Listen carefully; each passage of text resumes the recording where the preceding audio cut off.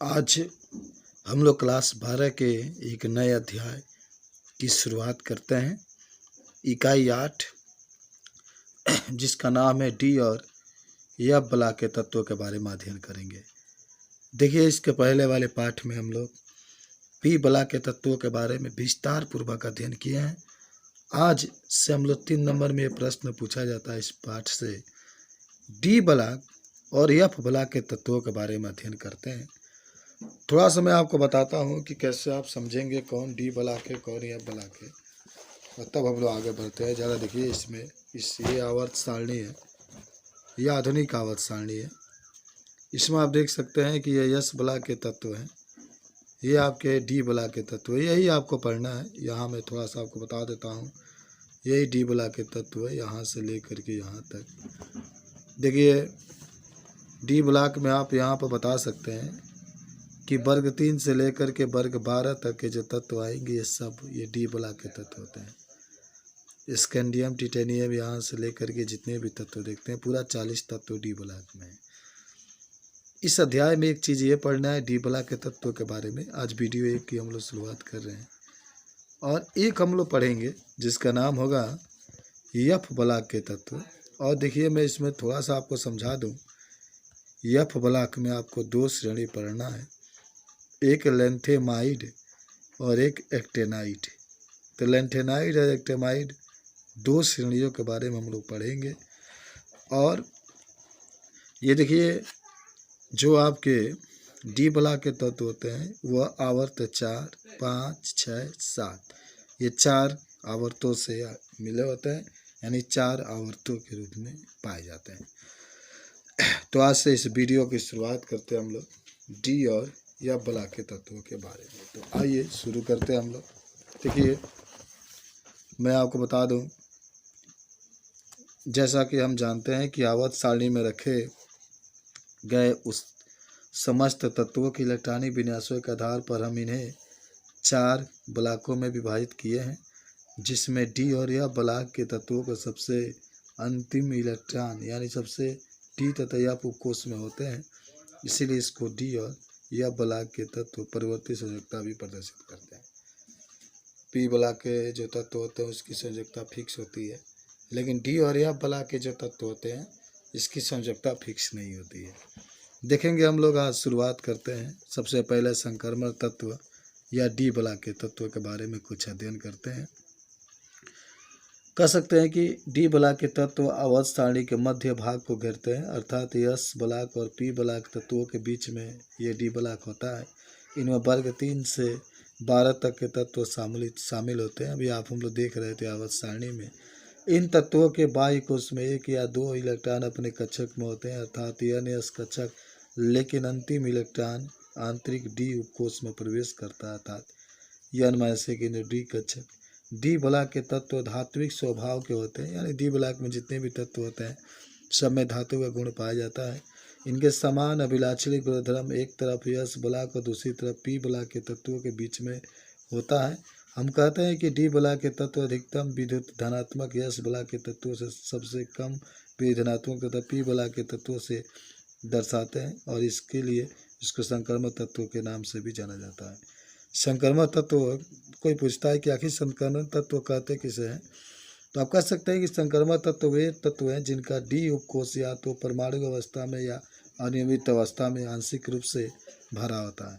आप ज़रा को मैं बता दूं, डी ब्लॉक के तत्वों का इलेक्ट्रॉनिक विन्यास। आइए इलेक्ट्रॉनिक विन्यास देखते हैं।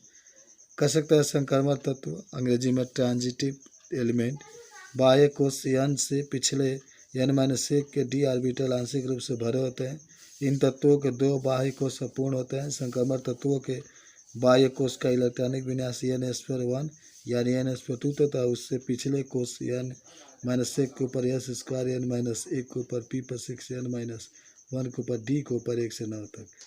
ये होता है आपका कॉपर और जिंक परिवार के तत्वों के n-1 डी उपकोष में 10 इलेक्ट्रॉन होते हैं। प्रथम संक्रमण श्रेणी तत्व के आपके बारे में हम लोग अध्ययन करने। आज हम लोग प्रथम संक्रमण जो तत्व होंगे प्रथम श्रेणी के, देखिए, जिसमें आपके तत्व में स्कैंडियम आएगा, टिटेनियम आएगा, vanadium, chromium, manganese, iron, cobalt, nickel, copper और जिंक। इसको याद करने के लिए याद रखेंगे Sachin Tendulkar very cricketer man, फिर कहा नीला कुत्ता जाओ। इस तरीके से आप याद कर सकते हैं। देखिए परमाणु क्रमांक की बात करते हैं तो स्कैंडियम के 21, टाइटेनियम के 22, वेनेडियम के 23, क्रोमियम के 24, मैग्नीज के 25, इसका 26, 27, 28, 29, 30 होता है। आप इसका इलेक्ट्रॉनिक विन्यास करते चले जाएंगे 1s पर 2, यहाँ पर 2s पर 2, 2p पर 6, 3s पर 2, 3p पर 6, 3d पर 1, 4s पर 2। इस तरीके से सब टोटल वही रहेगा। यहाँ पर 3d पर 2 आ जाएगा, 3d पर 3, 3d पर 5 आ जाएगा, यहाँ आपको 4 आ जाएगा, यहाँ पर सॉरी नहीं 5 होगा, यहाँ पर 1 रहता है। क्रोमियम का जो इलेक्ट्रॉनिक विन्यास होता है थोड़ा अपवाद वाला होता है, इसीलिए यहाँ पर 5 करके यहाँ पर 4, इसमें वही रहता है ना 5, डी पर 5, डी पर 6, डी पर 8 और डी पर 8 आ जाता है, डी पर 10 आ जाएगा, लेकिन यहाँ पर एस के पर 1 हो जाता है, डी पर 10 और डी पर 22 तरीके से इलेक्ट्रॉनिक विन्यास इसका होता है। तो इस तरीके से हम लोग देख सकते हैं कि जो प्रथम संक्रमण तत्व होते हैं उनका इलेक्ट्रॉनिक विन्यास आपके सामने है, टीवी स्क्रीन पर है, मोबाइल स्क्रीन पर है, इलेक्ट्रॉनिक विन्यास आप कर सकते हैं इस तरीके से। चलिए आगे बढ़ते हैं हम लोग नेक्स्ट पर।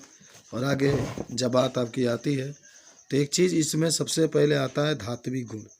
आपके सामने लिखा गया है कि सभी संक्रमण तत्व धातु होते हैं क्योंकि इनके बाह्यतक कोश में केवल 1 या 2 इलेक्ट्रॉन होते हैं तथा संयोजी कोश में रिक्त ऑर्बिटल उपस्थित होता है। संक्रमण धातुओं के गलनांक और क्वथनांक ऊंचे होते हैं, लेकिन एक चीज़ है जिंक, कैडमियम, मरकरी को छोड़कर क्योंकि इनकी संजनन ऊर्जाएं ऊंची होती है तत्व मिश्र धातु बनाते हैं। यानी जिंक और कैडमियम आप यहाँ पर देख सकते हैं, जिंक, कैडमियम और मरकरी ये मिश्र धातु नहीं बनाते हैं, बाकी सब बनाते हैं। देखिए सिल्वर को छोड़कर सभी संक्रमण धातुओं की गलनांक 1000 डिग्री सेल्सियस से 35 डिग्री सेल्सियस के मध्य होती है। धातुओं में सबसे ऊंचा गलनांक टंगस्टन का होता है, लगभग 3410 होता है। ये चीज़ आपको सब आना चाहिए। संक्रमण तत्व जो होते हैं बहुत ही अधिक कठोर होते हैं क्योंकि इनके संयोजी इलेक्ट्रॉनों की संख्या अधिक होने के कारण इसमें प्रबल धात्विक बंध भी होते हैं। एक चीज़ और आपका आता है ऑक्सीकरण अवस्था, तो ये भी आपको बताना होगा। इन तत्वों को एक से ऑक्सीकरण अवस्था होती है, यानी जो ऑक्सीकरण अवस्था होती है हमेशा बदलती रहती है। चलिए कुछ तत्वों को ऑक्सीकरण अवस्था दिखाया गया है। तत्व है स्कैंडियम है, टिटेनियम है, वेनेडियम है, chromium, manganese, iron, cobalt, nickel, copper, zinc. ऑक्सीकरण देखेंगे स्कैंडियम के +2 होता है, टाइटेनियम के +2, सबका +2 होता है। अगर बात करते हैं तो +3 भी प्रदर्शित करता है स्कैंडियम, टिटेनियम +3 +4 भी प्रदर्शित करता है। देखिए वेनेडियम +2 +3 +4 +5, क्रोमिन +2 +3 +4 +6 तक होता है। मैग्नीज +2 +3 +4 +6 +7 तक, आयरन +2 +3 +4 +6 तक, कोबाल्ट +2 +3 +4 तक। इस तरीके से इन सब का ऑक्सीकरण संख्या आप यहाँ पर देख सकते हैं। चलिए उसके बाद से एक चीज़ और आता है जिसका नाम होता है रंगीन आयन या रंगीन यौगिक बनाने की प्रवृत्ति। देखिए आप कह सकते हैं डी ऑर्बिटल के आंशिक भरे होने के कारण संक्रमण तत्व रंगीन आयन या रंगीन यौगिक बनाते हैं।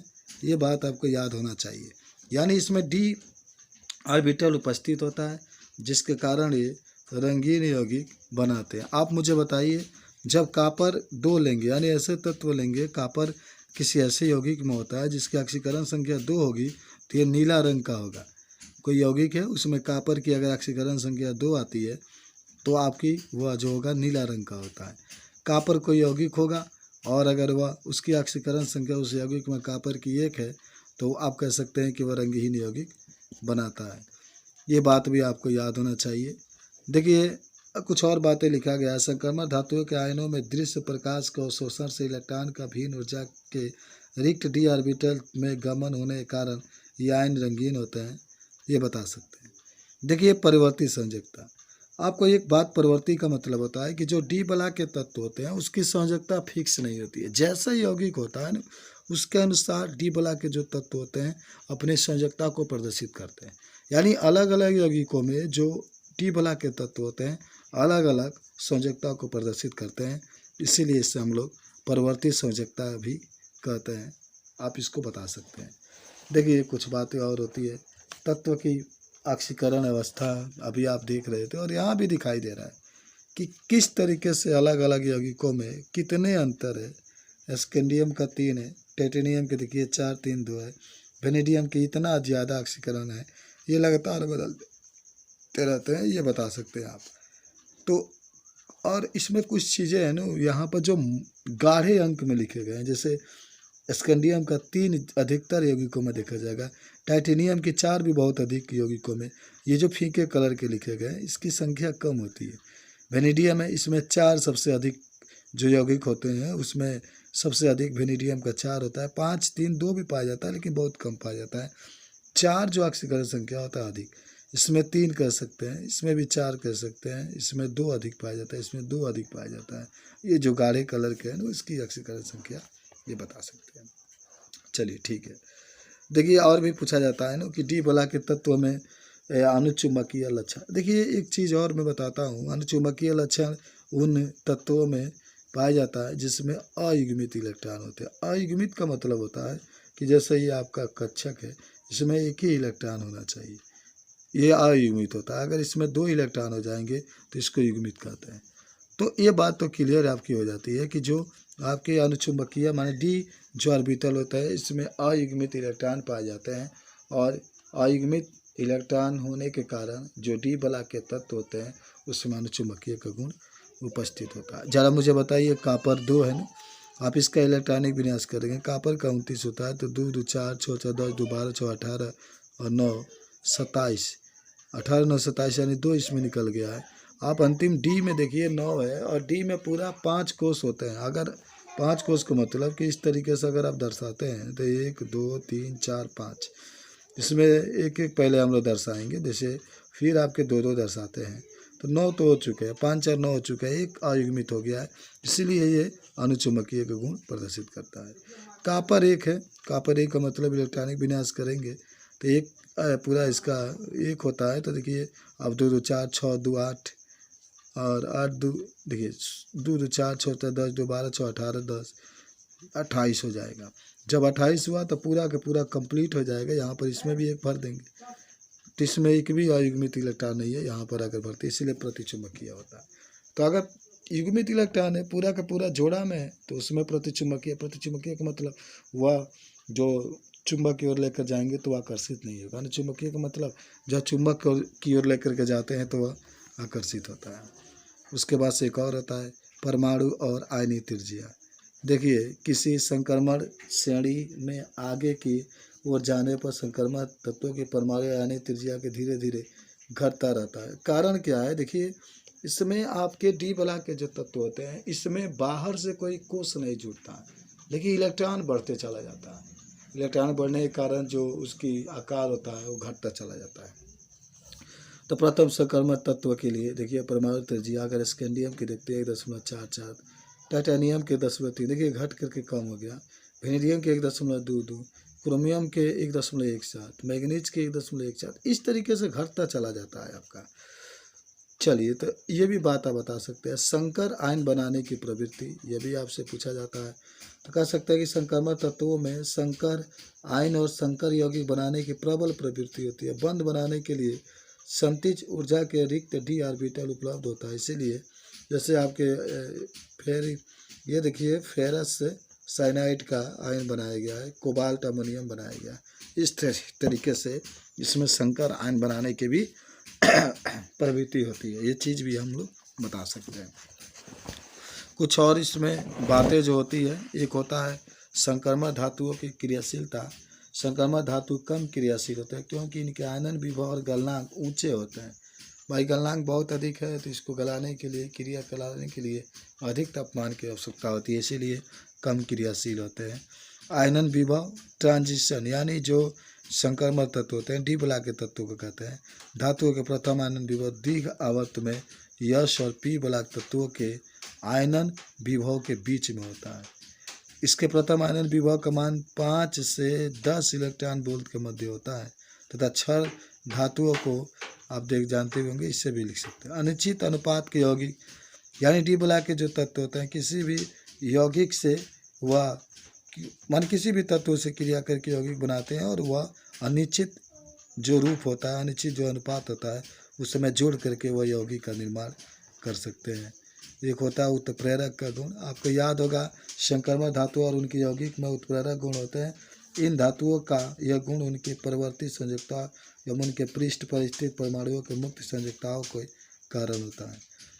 आप ये भी बात बता सकते हैं ना, उत्प्रेरक का बहुत अधिक गुण डी बला के तत्वों में पाया जाता है। उत्प्रेरक वह होता है जो रासायनिक पढ़ चुके हम लोग, जो रासायनिक अभिक्रिया के गति को परिवर्तित कर देता है।